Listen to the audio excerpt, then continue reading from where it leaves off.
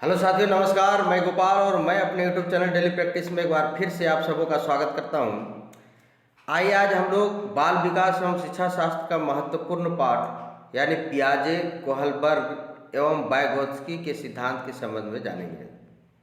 ठीक है, ये आज का जो टॉपिक है यानी आज का जो हम लोग पाठ पढ़ने वाले हैं वो काफ़ी इम्पोर्टेंट होने वाला है।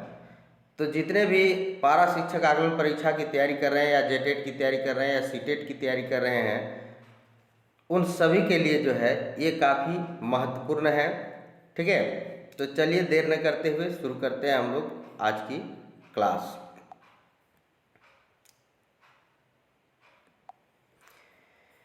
देखिए, सबसे पहले हम लोग जानेंगे जीन पियाजे का संज्ञानात्मक विकास का सिद्धांत। थोड़ा सा जान लेते हैं जीन पियाजे कौन थे। तो जीन पियाजे का जन्म स्विट्जरलैंड के जेनेवा के न्यू चैटल ग्राम में 1876 में हुआ था और उनकी मृत्यु जो हुई थी 1980 में हुई थी। जीन पियाजे जो थे एक सुप्रसिद्ध मनोवैज्ञानिक थे और इनके जीवन का विकास में पागल माँ तथा बुद्धिमान पिता का प्रभाव था। ठीक है, और ये अल्फ्रेड बीने की प्रयोगशाला में बुद्धि परीक्षण का कार्य करते थे और इसी कार्य के दौरान में उन्होंने संज्ञानात्मक विकास से संबंधित सिद्धांत का प्रतिपादन किया था। ठीक है, यानी अल्फ्रेड बीने की प्रयोगशाला में ये जब काम कर रहे थे उसी समय इनके दिमाग में आया कि संज्ञानात्मक विकास किस प्रकार से होती है और वो किस तरह विकसित होती है बच्चों में। इसी सिद्धांत को उन्होंने लिखा और उसका प्रतिपादन भी किया। ठीक है, देखिए पियाजे का जो सिद्धांत था उनके अनुसार यानी संज्ञानात्मक विकास जो है एक अंतःक्रिया विचारधारा पर आधारित प्रक्रिया है। यानी अंतःक्रिया का मतलब है कि आंतरिक क्रिया यानी मानसिक यहाँ से जो कार्य होता है उसके बारे में इन्होंने कहा था, है ना। कहता है बालकों में संज्ञानात्मक विकास अथवा चिंतन, तर्कना, समस्या समाधान आदि का विकास विभिन्न अवस्थाओं में होता है। बच्चों में जो संज्ञानात्मक विकास होता है वो विभिन्न अवस्थाओं में होता है और विभिन्न अवस्थाओं में अलग अलग होता है। जैसे जैसे उसकी अवस्था बढ़ती जाती है यानी उम्र बढ़ता जाता है उसके संज्ञानात्मक विकास में परिपक्वता आती जाती है। यानी उसके सोचने समझने की शक्ति, तर्क करने की शक्ति, इन सब में जो है भिन्नता आने लगती है और वो पहले के अनुसार बेहतर सोचना और समझना शुरू करता है। ठीक है, चलिए नेक्स्ट देखते हैं। पियाजे के सिद्धांत के मुख्य आधार निम्नलिखित हैं। क्या आधार थे?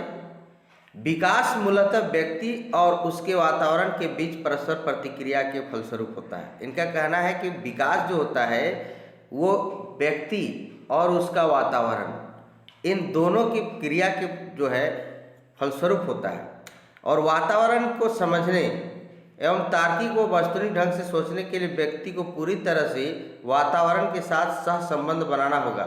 यानी इसके साथ वातावरण के साथ और व्यक्ति के साथ को रिलेशन रखना होगा, तब ज़्यादातर तरीके से तार्किक रूप से या वस्तुनिष्ठ रूप से या वास्तविक रूप से इसको बेहतर ढंग से वो सोच सकता है, समझ सकता है।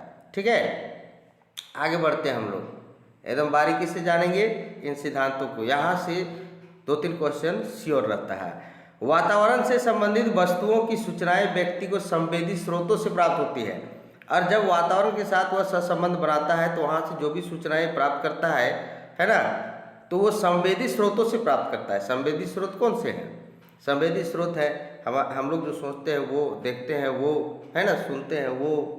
तो इन सब जगहों से जो है वो सूचनाएं प्राप्त करता है और फिर उसके मानसिक पटल पर यहाँ पर एक चित्र सा बनता है। किसी वस्तु को जब वो देखता है तो उसकी प्रतिछाया बनती है मानस पटल पर। ठीक है, और उस प्रतिछाया को जो है मनोबंध यानी स्कीमा कहा जाता है। जब किसी वस्तु को हम लोग नए चीज़ों को जब देखते हैं तो उसका प्रतिछाया हमारे दिमाग में बस जाता है और उसके बाद वो मानस पटल पर हमारा जल्दी मिटता नहीं है। जब तक कोई नया चीज़ नहीं आएगा, फिर नई वस्तुओं को नहीं देखेंगे, तब तक वो ज़्यादा दिनों तक बना रहता है हमारे मानस पटल पर, ठीक है। और ये कर्मिक परिवर्तन जो है ना, व्यक्ति में संवेगात्मक विकास मनोबंधों के कर्मिक परिवर्तन से होता है। मनोबंध का कर्मिक परिवर्तन इस तरह से होते गया, मानस पटल में चित्र बनता चला गया, नए नए सोच आते गए, पुराने सोच बदलते गए, और इस तरह से संवेगात्मक विकास होता चला जाता है, ठीक है। नई सूचनाओं के प्राप्त होने से मनोबंध में परिवर्तन होते हैं, चेंजिंग तो होगा ही, नया चीज़ आएगा तो चेंजिंग होगा, और इसी को बोलते हैं समायोजन, एकोमोडेशन कहा जाता है, ठीक है। एकदम एक एक पॉइंट समझेंगे हम लोग, चूँकि पियाजे बहुत कोई जिन पियाजे जी का संज्ञानात्मक सिद्धांत को समझ नहीं पाते हैं, इसलिए आज मैंने इसको लिख करके जो है PDF के माध्यम से बताने का काम किया है। यहाँ पे उदाहरण दिया है कि देखिए, जैसे बच्चा जो है जब बचपन में किसी बिल्ली को देखता है तो वो समझता है कि ये कोई वस्तु है, खेलने वाली चीज़ है ना, ये म्याऊं करती है। लेकिन जब कभी उसको टच करने पर जब वो काटती है तो ये सोचता है अरे ये काटती भी है। पहले जो उसका धारणा था जिसके साथ हम खेलते थे, ये चीज़ था, कोई वस्तु था, जब काटने लगी तो इसका धारणा पहले वाला बदल गया, यानी मनोबंध चेंज हो गया, है ना, कि ये काटती भी है इसलिए इससे दूर रहना चाहिए। तो ये नया मनोबंध आ गया। पहले का जो धारणा था केवल वस्तु समझ रहा था, खेलने की चीज़ समझ रहा था, अब ये काटती भी है ना, एक नई धारणा आ गई उसके अंदर। तो मनोबंध जो है एक पुराने मनोबंध की जगह नया मनोबंध आ गया, तो इसी को बोलते हैं समायोजन, यानी नया समायोजन हो जाता है। नए सूचनाओं से वर्तमान मनोबंध पुष्ट होते हैं। जब नया सूचना आता है ना तो ये ज़्यादा मजबूत रहता है, ज़्यादा देर तक, ज़्यादा स्थायित्व को भी प्राप्त करता है, ठीक है। तो ये जो आत्मसात कर लेता है जो नया अनुबंध को, तो उसी को बोलते हैं हम लोग स्वांगीकरण या आत्मसातीकरण, जिसको एसिमिलेशन कहा जाता है, ठीक है। चलिए बढ़ते हैं नेक्स्ट। अब जीन पियाजे जी जो है जो सिद्धांत दिए हैं उसके लिए हम लोगों को कुछ अनुक्रिया को समझना पड़ेगा, जिसके अनुसार जो है उन्होंने सिद्धांत को दिया है। देखिए, पहला है अनुकूलन। ये अनुकूलन क्या है? पियाजे के अनुसार जो है बालक वातावरण के साथ समायोजन करने की, बालक में जो है वातावरण के साथ समायोजन करने की जन्मजात प्रवृत्ति पाई जाती है, और वातावरण के साथ जो समायोजन करता है उसी को इन्होंने कहा है अनुकूलन, यानी परिस्थिति के साथ वो घुल मिल जाता है, ठीक है। आत्मसातीकरण किसको कहते हैं? कहता है कि वातावरण में जो कोई भी चीज़ें हैं सब उन गुणों को समझना और उसको आत्मसात करना यानी ग्रहण करना आत्मसातीकरण कहलाता है। अब जो वातावरण में जो सारी चीज़ें देखा है ना, आत्मसात किया, ग्रहण किया, उसे गुणों को समझा और उसके साथ घुल मिल गया, वो घुल मिल गया यानी घुल मिल जाना यानी समायोजित होना ही समायोजन है, ठीक है। तो ये आत्मसातीकरण के बाद की क्रिया है समायोजन, उसमें घुल मिल जाता है, ठीक है। तो ये अनुकूलन, आत्मसातीकरण और समायोजन, इसमें कोरिलेशन है, इसमें सहसंबंध है एक दूसरे के साथ। अब हम लोग आते हैं साम्यीकरण, इक्विलिब्रेशन क्या है? तो साम्यीकरण जो है जब आत्मसातीकरण और समायोजन इन दोनों के बीच में संतुलन जो स्थापित होता है, बैलेंस जो स्थापित होता है इन दोनों के बीच में, है ना, समायोजन और आत्मसातीकरण के बीच में जो बैलेंस स्थापित होता है उसी को कहते हैं इक्विलिब्रेशन। अब संज्ञानात्मक संरचना देखिए, संज्ञानात्मक संरचना मानसिक क्षमता से संबंधित है। सभी बच्चों की जो मानसिक क्षमता होती है वो भिन्न भिन्न प्रकार की होती है, ठीक है। उनका जो सोचने का शक्ति जो होता है, जैसे 3-4 साल का बालक जो है जब किसी वस्तु को देखता है तो उसको पाने के लिए हाथ बढ़ाता है और यदि वो हाथ पहुंचा तो वो मुंह में डालने का कोशिश करता है। वो ये नहीं समझ पाता है कि खाने की वस्तु है या नहीं है। वही 2 साल का बच्चा ये समझ जाता है कि ये खाने वाली वस्तु नहीं है, इसे मुंह में नहीं डालना चाहिए। तो संज्ञानात्मक संरचना से तात्पर्य है उसकी मानसिक क्षमता से, ठीक है। और मानसिक क्षमता जो है जैसे जैसे उम्र बढ़ती है वैसे वैसे विकसित होती चली जाती है। अब चौथा है मानसिक संक्रिया। मानसिक संक्रिया देखिए, बच्चों की समझ जब कोई समस्या आती है तो उसको समाधान के लिए वो चिंतन करता है, सोचता है कि हम इसका समाधान कैसे करें, ठीक है। तो उसी चिंतन को, उसी समझ को, जिस समझ के साथ या जिस चिंतन के साथ वो समस्या समाधान करता है ना, उसी को बोलते हैं हम लोग मानसिक संक्रिया, यानी मानसिक चिंतन को ही हम लोग बोलते हैं मानसिक संक्रिया। ठीक है, अब हम लोग जानेंगे स्कीम्स। स्कीम्स क्या है? कहता है कुछ बच्चे जो है, कुछ बच्चे के व्यवहार में दोहराने की प्रवृत्ति होती है, या फिर बच्चों के साथ संगठन बनाने की प्रवृत्ति होती है। जैसे एक ही दिमाग वाले बच्चे एक साथ संगठित रहना चाहते हैं। बहुत सारे बच्चों को आपने देखा होगा, एक साथ खेलते हैं, झगड़ते हैं, मिलते हैं, लेकिन समान विचार वाले बच्चे जो हैं एक साथ झगड़ करके आपसी फैसला भी कर लेते हैं और फिर पुनः एक साथ मिल जाते हैं। ये जो प्रवृत्ति है स्कीम्स कहलाती है। क्या कहलाती है? स्कीम्स, यानी समान व्यवहार की जो प्रवृत्ति है उसके अंदर वो स्कीम्स कहलाया। ठीक है। अब देखिए एक और वर्ड है स्कीमा। स्कीमा, एक स्कीमा जिसको हम लोग मनोबंध कहते हैं, वही चीज़ है। तो ये स्कीमा क्या है इसको बेहतर जानते हैं कि जब किसी भी चीज़ को देखते हैं उसकी प्रतिछाया बनती है। पर पियाजे क्या कहते हैं कि देखिए इसको हम लोग बालकों के बीच में जनरलाइजेशन कर सकते हैं, यानी सामान्यीकरण कर सकते हैं कि एक तरह के सोच रखने वाले बच्चे जो हैं उनका ग्रुप या समूह एक अलग बनता है। तो इससे पता चल जाता है कि इन लोगों की मानसिक क्षमता या मानसिक व्यवहार है ना किस प्रकार की है, जिसका जनरलाइजेशन जिसके तहत हम कर सकते हैं। तो इसी को इन्होंने कहा है स्कीमा। क्या कहा है? स्कीमा कहा है।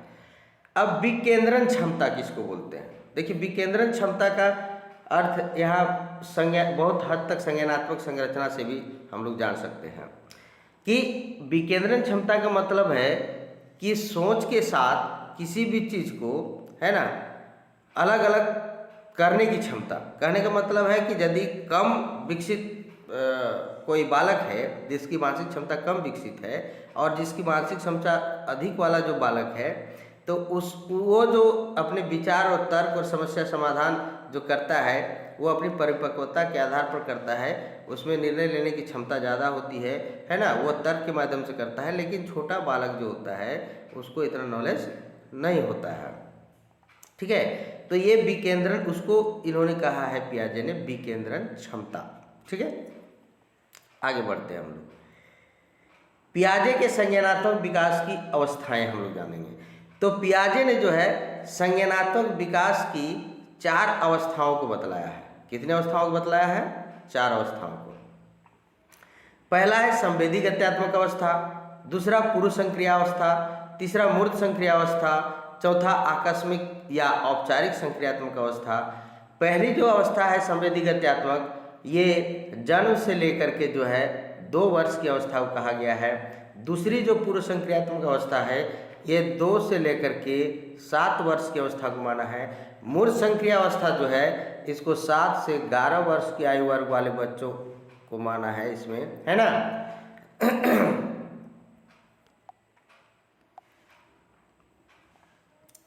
और आकस्मिक या औपचारिक संक्रियात्मक अवस्था जो है इसमें से 11 से लेके 18 वर्ष की आयु वर्ग वाले बालकों को माना गया है।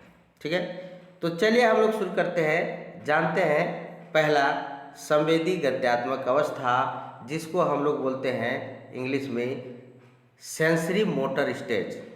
तो सेंसरी मोटर स्टेज क्या है? जन्म से 2 साल की अवस्था को संवेदी गत्यात्मक अवस्था कहा जाता है, यानी सेंसरी मोटर स्टेज जन्म से लेकर के 2 साल का अवस्था। इस अवस्था में शिशु किसी वस्तु को एकटक देखता है, कोई भी वस्तु को लगातार वो देखेगा, अपने निकटस्थ किसी वस्तु को पकड़ता है और छोटी वस्तुओं को पकड़कर मुंह में डालता है तथा वस्तुओं को पहचान भी करता है। एकटक देखता है क्या वस्तु है, क्या है, कैसे है, ये खाने की चीज़ है या नहीं है, सजीव है या निर्जीव है, वो उसको एकटक देखता है और उसको पकड़ने की कोशिश करता है, सामने खाने की कोशिश करता है। ज़्यादातर बच्चा को देखे होंगे, छोटा बच्चा कोई भी चीज़ को मुंह में डाल लेता है, उसको समझ नहीं है ना उतनी। ठीक है, तो ये है संवेदी गत्यात्मक अवस्था। दूसरी अवस्था है पूर्व संक्रियात्मक अवस्था, जिसको हम लोग कहते हैं प्री ऑपरेशनल स्टेज।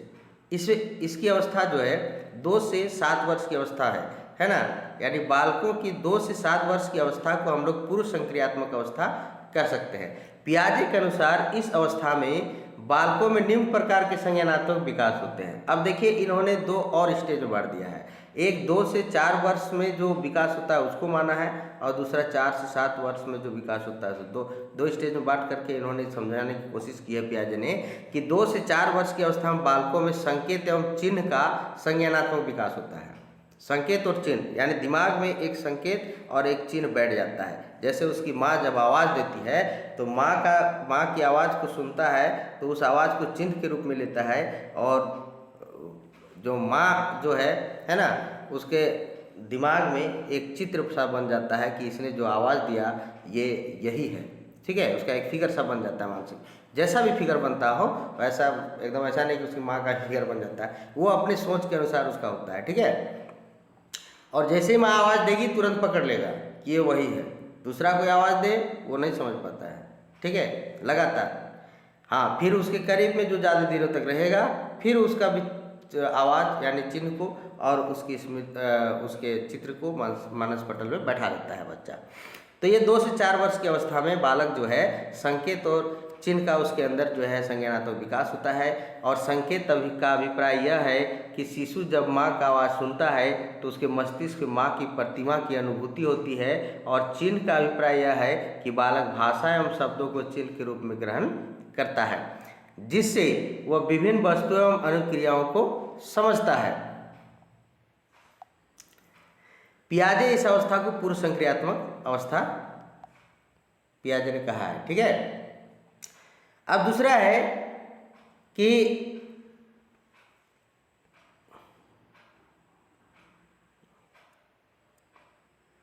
नीचे आ जाते हैं थोड़ा सा।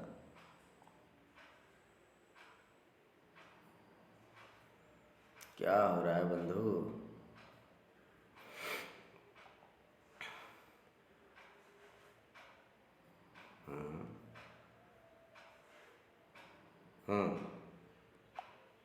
चलिए ठीक है, ओके। इस अवस्था में बालक जो है, अब देखिए आगे क्या है कि इस अवस्था में बालक निर्जीव वस्तुओं को भी सजीव समझने लगता है। छोटा बच्चा जो होता है वो क्या समझेगा? कोई भी निर्जीव चीज़ को सजीव समझता है। जैसे रेडियो बज रहा है तो समझ रहा है इसमें कोई है आदमी, है ना। ये इसी तरह का है, इसमें जीव है तब ये बोल रहा है। साइकिल देखता है, पंखा देखता है, झूला, चंद्रमा, सबको सजीव समझता है। और पियाजे ने जो है ऐसी संज्ञानात्मक मनोदशा को जीववाद कहा है, एनिमिज्म। क्या कहा है? एनिमिज्म। कभी कभी पूछता है कि एनिमिज्म क्या है? जीववाद संज्ञा पियाजे ने जीववाद किसे कहा है? तो इसको एक एक चीज़ पॉइंट को पकड़ना बहुत जरूरी है। 2 से 4 वर्ष की आयु में शिशु अपने विचार को ही सही मानता है। देखिए, छोटा बच्चा जो होता है 2 से 4 वर्ष का, वो अपने विचार को सही मानेगा। जिद, हम जो बोल दिए वही सही है ना। उसके अंतर्गत ईगो होता है, हर धर्मिता होती है। ठीक है, तो इस मानसिकता को पियाजे ने क्या कहा है? ईगो सेंट्रिज्म, यानी आत्म केंद्रिता। वो आत्म केंद्रिता में है कि हमने जो कहा ये सही है, यानी जिद और हठ धर्मिता उसके अंदर होती है छोटे बच्चों में। ठीक है, लेकिन ये जो आत्म केंद्रिता है, जैसे जैसे उसका उम्र बढ़ते जाएगा कम होते जाएगा आत्म केंद्रिता। ठीक है, आत्म केंद्रिता से वो विकेंद्रिता की ओर जाएगा। वो समाज ये सबको समझने का प्रयास करने लगता है। वो केवल अपनी बात, अपनी हट में नहीं रहता है। ठीक है, देखिए, जब 4 से 7 वर्ष की आयु में बालकों में तर्क व चिंतन की शक्ति पहले की तुलना में जो है ज़्यादा परिपक्व हो जाती है, तो वह जोड़, घटाव, गुणा, भाग, इस सामान्य व्यवहार को जो है वो समझने लगता है ना, धीरे धीरे। अब मान लीजिए 2 से 4 वर्ष का जो बालक था उसकी अपेक्षा 4 से 7 वर्ष का बालक में तो समझ ज़्यादा विकसित होगा और धीरे धीरे संक्रियाओं को समझने लगता है, जानने लगता है ना। यानी हम लोग जब क्लास लेते हैं, छठा क्लास में एडमिशन शुरू, छठा क्लास बोलते हैं 6 वर्ष में एडमिशन शुरू कर देते हैं पहली क्लास में, है ना। तो वहाँ से वो जोड़, घटाव, गुणा, भागा स्टार्ट कर देता है। तो इतना ज्ञान उसके अंदर आ जाता है। तीसरा जो है मूर्त प्रचालन की अवस्था, जिसको हम लोग कहते हैं कंक्रीट ऑपरेशनल स्टेज। अब ये जो अवस्था है ये 7 से 11 वर्ष के बालक बालिकाओं को इस अवस्था में रखा जाता है। और पियाजे के अनुसार जो है इस अवस्थाओं के बच्चों या बालक बालिकाओं को कोई ठोस वस्तु कहने का मतलब मूर्त वस्तु, दिखने वाले वस्तु, जैसे ये पेन है, ठीक है, तो इसको दिखा करके हम लोग पूछ सकते हैं कि भाई इससे होता क्या है, ये इसका काम क्या है, इसका रंग क्या है, तो वो बहुत जल्दी उसका जवाब दे देता है। अगर किसी नहीं दिखा करके किसी चीज़ के बारे में यदि हम पूछें तो उसके बारे में वो जवाब नहीं दे पाता है। ठीक है, तो इसी को इन्होंने कहा है, पियाजे के अनुसार इस अवस्था के बालक बालिकाएं ठोस या मूर्त वस्तुओं को देखकर आसानी से निष्कर्ष निकाल लेते हैं तथा समस्याओं का समाधान कर लेते हैं। इसके विपरीत यदि ठोस वस्तुओं को न दिखाकर उसे शब्दों में व्यक्त किया जाए तो तो बच्चे मानसिक क्रिया करने में असमर्थ हो जाते हैं तथा समस्याओं का समाधान नहीं कर पाते हैं। ठीक है, तो ये हो गया मूर्त संक्रियात्मक अवस्था। चौथा देखिए, चौथी जो अवस्था है औपचारिक संक्रिया की अवस्था यानी फॉर्मल ऑपरेशन स्टेज जिसको कहते हैं, ये अवस्था जो है 11 से 18 वर्ष के मध्य की होती है। इस अवस्था में जो किशोर किशोरियाँ होती हैं वे वयस्कता की ओर जाते हैं, यानी पूर्ण वयस्कता धीरे धीरे प्राप्त करते हैं और उसमें जो सोचने की शक्ति, विवेकपूर्ण तार्किक ढंग से सोचने की शक्ति, किसी समस्या को समाधान करने की शक्ति, ठीक है, तो ये उन पहले के जो उम्र के जो बच्चे थे उनसे अलग होता है। ये तार्किक रूप से सोचते हैं। ठीक है, इसमें वस्तुनिष्ठता आती है, वास्तविकता आती है ना, अस्थायित्व इस ये ग्रहण करते हैं, तो इनमें परिपक्वता ज़्यादा आती है पहले की अपेक्षा। ठीक है,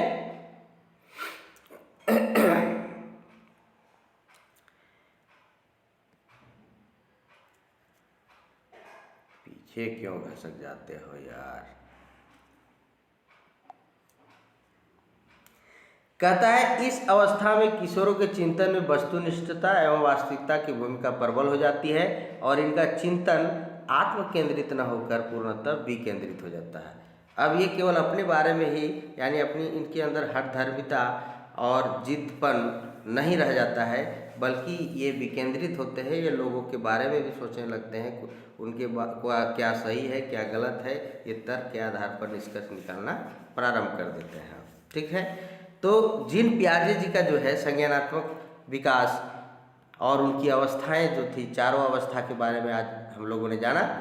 अभी फिर हम लोग नेक्स्ट कोहलबर्ग को जानेंगे, लगातार आगे पढ़ते रहेंगे। लेकिन उससे पहले थोड़ा सा हम चाहते हैं कि आप लोग जो भी मेरे चैनल को देख रहे हैं, फटाफट से जो है मेरे चैनल ये डेली प्रैक्टिस उसको आप लोग सब्सक्राइब कर दीजिए और अच्छा लगता है तो धड़ाधड़ लाइक कर दीजिए और दोस्तों को शेयर भी कर दीजिए। ठीक है, क्योंकि आज पूरी डिटेल से मैं बता रहा हूँ। अब चलिए आगे बढ़ते हैं। हम लोग कोहलबर्ग के नैतिक विकास के सिद्धांत के संबंध में जानते हैं। इन्होंने नैतिक विकास से संबंधित सिद्धांत दिया। इनका सिद्धांत कुछ और था और ये इनका सिद्धांत देने का प्रक्रिया जो है कुछ अलग है। इन्होंने 10 से 16 आयु वर्ग के बालकों में जो है नैतिक परिवर्तन कैसे होता है, नैतिक विकास कैसे होती है, उससे संबंधित इन्होंने सिद्धांत दिया। इनके अनुसार जो है नैतिक विकास का अर्थ ये होता है कि बच्चे किशोरों वयस्कों में उचित अनुचित में अंतर ज्ञात करने की क्षमता का विकास, क्या सही है क्या गलत है, इसकी क्षमता का विकास को इन्होंने नैतिक विकास कहा है। ठीक है, तो नैतिक विकास उन प्रक्रियाओं को कहा जाता है जिसमें बच्चे उन नियमों को सीखते हैं जो उन्हें दिए गए व्यवहार को सही तथा दूसरे के गलत मूल्यांकन करने में सहायता प्रदान करते हैं। इसी को इन्होंने नैतिक विकास कहा है। ठीक है, अब चलिए हम लोग देखते हैं आगे कि कोहलबर्ग के नैतिक विकास के सिद्धांत के प्रमुख आधार क्या क्या थे। पहला चीज कि कोहलबर्ग का सिद्धांत जो है 10 से 16 साल के बालकों के लिए साक्षात्कार पर आधारित है। यानी कुछ ये कहानी सुनाते थे, कथा सुनाते थे और वो कथा से फिर सवाल करते थे। सवाल करने के बाद वो जितने भी प्रश्नावलियाँ होती थी उसका वो लोग जवाब देते थे। जवाब देने के बाद में है ना वो वहाँ से निष्कर्ष निकालते थे और सिद्धांत बनाते थे, नैतिक विकास का सिद्धांत। ठीक है, देखिए 10 से 16 साल के बालकों से लिए गए साक्षात्कार पर आधारित होता था कोहलबर्ग का सिद्धांत। यह सिद्धांत नैतिक निर्णयों यानी मोरल जजमेंट पर केंद्रित है। ठीक है, नैतिक निर्णय पर केंद्रित था यह सिद्धांत और यह सिद्धांत नैतिक समस्याओं वाली काल्पनिक कथाओं पर आधारित है। वो कथा भी सुनाते थे काल्पनिक प्रकार के, है ना, वास्तविक कथा भी सुनाते थे लेकिन बहुत कम सुनाते थे, लेकिन कल्पना ताकि उनको टेस्ट लेना है ना कि इनके अंदर नैतिक विकास की क्षमता कितनी है। तो कोहलबर्ग इस तरह से साक्षात्कार लेकर के निष्कर्ष निकाल, कथाओं से प्राप्त निष्कर्ष से सिद्धांत के नियमों का प्रतिपादन किया है। चलिए वही पॉइंट लिखा हुआ है। आगे देखते हैं हम लोग कोहलबर्ग का नियम संबंधी शोध। कोहलबर्ग 10 से 16 आयु वर्ग वाले बच्चों को नैतिक शिक्षा, हाँ वही बात हमने कहा सुनाते थे। उसके बाद बच्चे से प्रश्न करते थे, प्राप्त उत्तरों को सूक्ष्म अध्ययन करके उन्होंने नैतिक विकास संबंधी नियमों का प्रतिपादन किया। ठीक वही बात कहा है ना। जैसे एक उनका प्रसिद्ध कथा है, हम बता देते हैं किस तरह से वो कथा सुनाते थे कि यूरोप में जो है एक महिला कैंसर से पीड़ित थी। डॉक्टर के अनुसार जो है एक विशेष दवा से वो ठीक हो सकती थी। अब वो उसका पति जो बॉन्स था है ना, वो जब जाता था दुकानदार जिस दुकान में, वो दुकानदार ने क्या किया था, उस दवा का दाम 10 गुना बढ़ा दिया था। जितना उसका दवा का दाम होना चाहिए उससे 10 गुना। ठीक है, ये किसी तरह उधारी कर करके आधा रकम ही जुटा पाया और दुकानदार से कहा कि आधा रकम आप ले लीजिए, आधा रकम मैं बाद में दे दूंगा, ये इमरजेंसी है, मेरे पास अभी पैसे नहीं हैं। तो दुकानदार ने दवा देने से मना कर दिया। अब रात का जब समय हुआ तो वो बोंज नाम का व्यक्ति जो है, जिसकी पत्नी बीमार थी, कैंसर से पीड़ित थी, रात को ताला तोड़ के चोरी करके दवा निकाल लिया और अपनी पत्नी को खिलाया। पत्नी तो ठीक हो गई, पर सवाल पूछते हैं बच्चों से कि क्या दुकानदार को दवा का दाम 10 गुना बढ़ाना जायज़ था? क्या बोंज को रात में दवा चोरी करना उचित था? या फिर आधी रकम अभी और आधी रकम बाद में देने के नाम पर दवा दुकानदार को दे देनी चाहिए थी, है ना। यानी ये सही है या गलत है, ये सही है या गलत है, और वो उनकी मानसिक क्षमता की जांच करते थे और इसी से कोहलबर्ग जो है नियम संबंधी शोध निकाला करते थे। ठीक है, अब इससे देखिए उन्होंने नियम संबंधी शोध जो निकाला है उसके बारे में हम लोग जानेंगे। तो उन्होंने 3 स्तर, इसके निम्न 3 स्तर, कोहलबर्ग के नैतिक विकास के 3 स्तर हैं। कौन कौन? एक पूर्व नैतिक स्तर, दूसरा जो है परंपरागत नैतिक स्तर, और तीसरा है उत्तर परंपरागत नैतिक स्तर। अब जिसको पूर्व नैतिक स्तर यानी pre conventional level of moral कहते हैं, है ना, ये बेसिकली तो ये 10 से 16 आयु वर्ग के बच्चों पर शोध किया है इन्होंने। लेकिन ये जो पूर्व नैतिक स्तर है ये 10 साल से पहले का है, ये 10 साल से पहले के बच्चों में किया है, जब नैतिक स्तर है, नैतिक का विकास नहीं हुआ। और फिर ये परंपरागत नैतिक स्तर जो है ये 10 से 13 वर्ष के आयु वर्ग के बच्चों में निकाला, और बाकी जो है उत्तर परंपरागत नैतिक स्तर जो था ये 13 से लेकर के 16 वर्ष के आयु वर्ग के बच्चों के बीच में इन्होंने इस पर शोध किया है। ठीक है, चलिए देखते हैं क्या क्या इन्होंने शोध किया है, आगे बढ़ते हैं। सबसे पहले जानते हैं हम लोग पूर्व नैतिक स्तर। ठीक है, नैतिकता का यह स्तर जो है 4 से 10 वर्ष के मध्य होता है। मैंने क्या बताया, 10 वर्ष से पहले का बात ही कर रहा है पूर्व नैतिक स्तर। इस अवस्था में बच्चे पहले कार्य करते हैं, यदि कार्य का परिणाम गलत हो गया तो गलत मान लिए और सही हो गया तो सही मान लिए, है ना। यानी बच्चा उतना ज़्यादा तर्क के आधार पर मूल्यांकन नहीं कर पा रहा है कि क्या सही क्या नहीं है। वो काम किया, सही हुआ तो ठीक, गलत हो गया तो गलत, है ना। तो इस अवस्था में बच्चों के नैतिक गुणों का मूल्यांकन अन्य बच्चों की तुलना में किया जाता था। ठीक है, दूसरा है परंपरागत नैतिक स्तर। तो नैतिकता का जो यह स्तर है 10 से 13 वर्ष के बच्चों के बीच में होता था। ठीक है, इस स्तर में बालक सामाजिक गुणों को धारण करने लगते हैं। अब वे अपने केवल परिणाम से मतलब नहीं, अब समाज आस पड़ोस का चीज़ों को देखते हैं, वहाँ के गुण को धारण करने लगे, वहाँ के सामाजिक नियमों, मूल्यों, परंपराओं इत्यादि को धारण करने संबंधी विकास कर लेते थे अपने, है ना। और इस स्तर में उसे अच्छा बुरा, नैतिक अनैतिकता का ज्ञान हो जाता है और वह समझने लगता है कि उसके किस प्रकार के व्यवहार से दूसरे खुश होंगे या नाराज होंगे। ठीक है, इसके बाद तीसरी अवस्था जो है उत्तर परंपरागत नैतिक स्तर, यानी तीसरा स्तर जो है कोहलबर्ग का नैतिक स्तर उत्तर परंपरागत नैतिक स्तर है। नैतिकता का यह स्तर जो है 13 से 16 वर्ष के आयु वाले किशोरों में पाया जाता है। इस अवस्था में बच्चों के नैतिक आचरण पूर्णतया उनके आंतरिक नियंत्रण में होता है। उनका नैतिक आचरण भी अब अपना कंट्रोल में है, सेल्फ कंट्रोल में, है ना। वे समाज द्वारा निर्मित नियमों का आदर करते हैं। समाज में जो नियम बनाए जाते थे उसका अब आदर करना शुरू कर दिए कि समाज में जो बनाए गए हैं नियम वो हम ही लोग के लिए बनाए गए हैं, क्यों जरूरी है ये समझना, ये सब समझना वो लोग प्रारंभ कर दिए, है ना। वे तर्क के द्वारा सही या गलत का निर्णय लेते थे, डिस्कस करके कि सही है या गलत है, ठीक है। तो ये कोहलबर्ग का हो गया नैतिक स्तर, कोहलबर्ग के नैतिक सिद्धांत हम लोगों ने जाना। अब हम लोग आगे जानेंगे लेव वाइगोस्की के सिद्धांत। उन्होंने भी संज्ञानात्मक सिद्धांत दिया है, पर उन्होंने भी सामाजिक विकास से संबंधित दिया है, यानी जो नैतिक क्या बोलते हैं, जो संज्ञानात्मक विकास होगा, है ना, वो समाज के दायरे में होगा, लेव वाइगोस्की ने कहा है। तो चलिए देखते हैं वाइगोस्की जी का सिद्धांत को, है ना। लेव वाइगोस्की के सामाजिक विकास का सिद्धांत, बहुत जगह लिखा रहता है संज्ञानात्मक विकास, लेकिन ये सामाजिक दायरे में ही दिया है, इसलिए सामाजिक विकास का सिद्धांत भी कहते हैं। लेव वाइगोस्की ने बालकों में सामाजिक विकास से संबंधित सिद्धांत प्रतिपादित किया है, और इस सिद्धांत में उन्होंने बताया है कि बालक के प्रत्येक विकास में उसके समाज का विशेष योगदान होता है ना। और इस सिद्धांत के अनुसार विकास के पहले सामाजिक अंतःक्रिया होती है। कोई भी जब विकास होता है ना वो सामाजिक दायरे में होता है, और विकास से पहले सामाजिक अंतःक्रिया होती है, ये कहना है वाइगोस्की जी का, है ना। और समाज से अंतःक्रिया के फलस्वरूप ही उसमें विभिन्न प्रकार का विकास होता है, ठीक है। सामाजिक अंतःक्रिया, संज्ञान, ज्ञान, सामाजिकरण एवं सामाजिक व्यवहार, ये सभी जो है समाज का ही उत्पाद है। तो चलिए देखते हैं वाइगोस्की जी का जो है सिद्धांत। निर्माणवाद का एक आधार है, और इन्होंने जो है 3 प्रतिपादिक यानी 3 थीम पर बल दिया है बेसिकली। अब 3 थीम के क्या थे, इनका पहला थीम ये है कि ज्ञान के विकास में सामाजिक अंतःक्रिया की महत्वपूर्ण भूमिका होती है। ज्ञान का जो भी विकास होता है उसमें सामाजिक अंतःक्रिया की बहुत बड़ी भूमिका है। और दूसरा कहा है कि दूसरा अधिक ज्ञानी, द मोर नॉलेजमेंट अदर, यानी दूसरा अधिक ज्ञानी, आपके आसपास में जो ज़्यादा ज्ञानी आदमी है, आपसे ज़्यादा जो ज्ञानी आदमी है, जिनको इन्होंने MKO भी कहा है, यानी द मोर नॉलेजमेंट अदर, ठीक है। कभी कभी सवाल पूछता है MKO क्या है।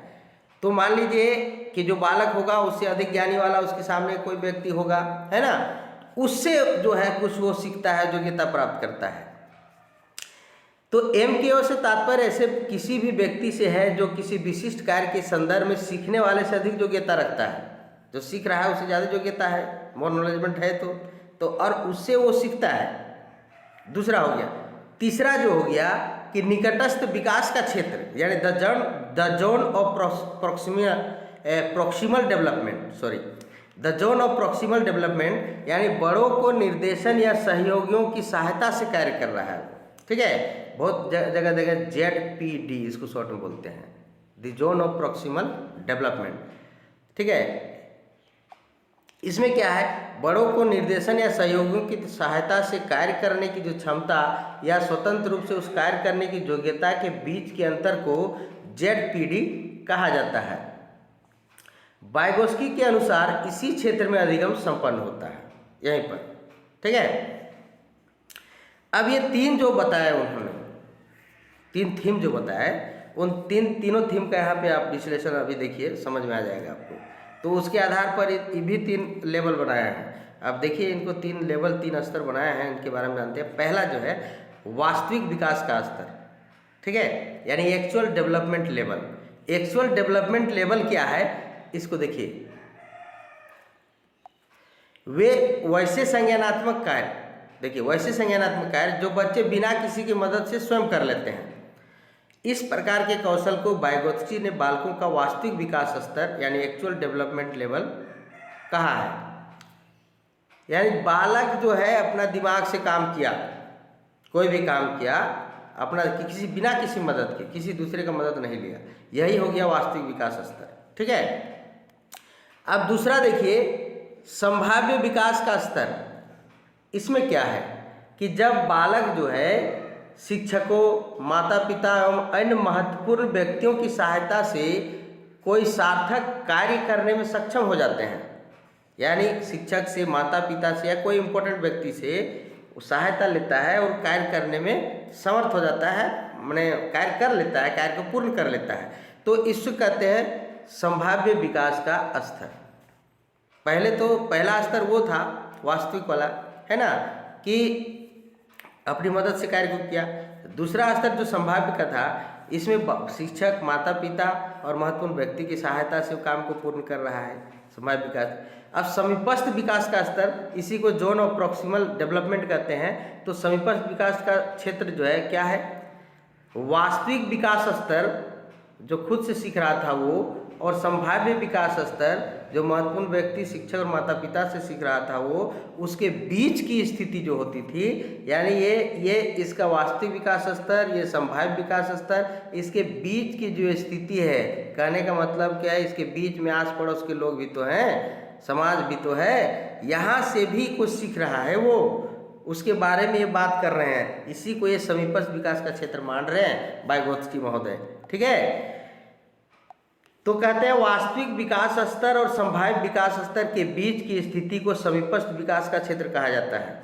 और समीपस्थ विकास का क्षेत्र उस अवस्था को कहते हैं जिसमें बालक कोई कठिन कार्य को अकेले नहीं कर सकता है, लेकिन वह कुशल सहयोगियों व वयस्कों के सहयोग से काम कर लेता है। यही हो गया समीपस्थ विकास का क्षेत्र, यानी जोन ऑफ प्रॉक्सिमल डेवलपमेंट। अब ZPD इसी को बोलते हैं शॉर्टकट में। अब ZPD को थोड़ा सा और जान लेते हैं हम लोग विस्तार पूर्वक, बहुत जल्दी पूछता है ये, कि यह वह अवस्था है जिसमें वयस्क यानी वयस्क लोग या कुशल लोग एक सीमा क्षेत्र के भीतर बालकों को सहयोग देकर कठिन कार्यों का मदद करते हैं या संज्ञानात्मक विकास में सहयोग देते हैं या दे सकते हैं। यही हो गया ZPD, ठीक है। उसके आसपास के क्षेत्र के लोग जो है कोई कठिन कार्य में मदद किए, चाहे संज्ञानात्मक विकास का क्षेत्र हो या कोई और कठिन कार्य का क्षेत्र हो, और मदद कर करके जो है वो उस कार्य को बालक पूर्ण कर लेता है। तो ये जो आसपास समीपस्थ क्षेत्र के लोग हुए, यही हो गया ZPD, है ना, the zone of proximal development. तो चलिए आप लोग लगातार जो है ये आज का तीनों सिद्धांत हम लोगों ने जाना कि पियाजे, जीन पियाजे जी का, है ना, लॉरेंस कोहलबर्ग और लेव वाइगोत्स्की का, ये तीनों का महत्वपूर्ण सिद्धांत हम लोगों ने जाना, बहुत अच्छी तरह से जाना। इसका ऑब्जेक्टिव वीडियो बहुत जल्द मैं भेज रहा हूँ। मेरा यदि वीडियो आप लोग को अच्छा लगता है ना, तो आप तो लगातार देखेंगे ही, वॉच कंटिन्यू करेंगे ही, लेकिन चैनल को बहुत जल्दी जो है ग्रोथ करने के लिए उसको सब्सक्राइब करिए, लाइक करिए और लोगों के पास शेयर करिए, ताकि वो टेट सीटेट जैसी परीक्षाएं पास कर सके। लाइव क्लास करने के लिए मेरा लाइव क्लास जो चलता है, जहाँ पे और बहुत सारी सुविधाएं हैं, बहुत बढ़िया ढंग से आपको बताया जाता है, उसके लिए आप बेहिचक इन नंबरों पर कॉल कर सकते हैं, है ना। मेरा लाइव क्लास का फी जो है बहुत कम है, मात्र 1000 रुपया में पूरे कोर्स की फ़ी है, जहां से आप लाभ प्राप्त कर सकते हैं। जिसके लिए 8873024960 मेरा व्हाट्सएप नंबर है, इस पर आप व्हाट्सएप भी कर सकते हैं, है ना, ऊपर का नंबर में। और फी पेड करने के लिए जो है ये इसी पर मेरा फ़ोन पे चलता है, ओनली फ़ोन पे, ठीक है, फ़ोन पे ओनली चलता है। फ़ोन पे के माध्यम से आप फी पेड करिए, ग्रुप ज्वाइन करिए और ग्रुप के साथ में जो है आप पढ़ाई करिए, लाइव क्लासेज लीजिए। तो आज के लिए बस इतना ही साथियों, धन्यवाद। मिलते हैं अगले वीडियो में अगले दिन। सभी को गुड बाय, नमस्ते।